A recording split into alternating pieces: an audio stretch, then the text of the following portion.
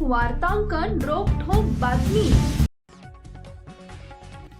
राज्यसभेच्या एकमेव जागेसाठी शिवसेना शिंदे गटानं धक्कातंत्राचा अवलंब करत सर्वसामान्य कुटुंबातील कार्यकर्ता प्राध्यापक डॉक्टर ज्योती वाघमारे यांना राज्यसभेची संधी दिली आहे।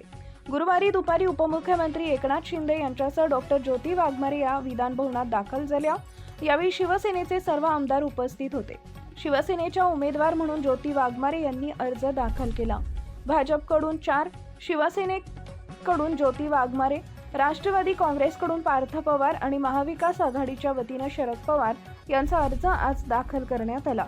अर्ज दाखल करण्याच्या शेवटच्या क्षणाला एकनाथ शिंदे यांच्याकडून ज्योती वाघमारे यांचे नाव जाहीर करण्यात आले। दलित समाजातील डॉक्टर ज्योती वाघमारे यांना राज्यसभेची उमेदवारी देऊन एकनाथ शिंदे यांनी जातीपातीच्या भिंती मोडून सर्वसामान्य कार्यकर्त्याला संधी दिली असल्याचं बोललं जात आहे।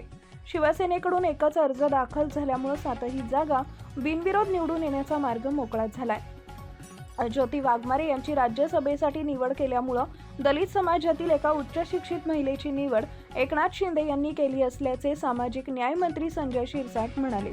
महाराष्ट्राचा इतिहास, डॉक्टर बाबासाहेब आंबेडकरांचे विचार, संविधान आणि राज्याच्या राजकारणावरील अभ्यासपूर्ण भाषणांसाठी प्राध्यापक डॉक्टर ज्योती वाघमारे ओळखले जातात।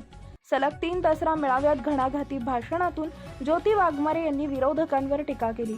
पक्षातील सामान्य कार्यकर्त्यालाही पक्षात उच्च पदावर संधी मिळू शकते हा संदेश एकनाथ शिंदे यांनी दाखवून दिला आहे।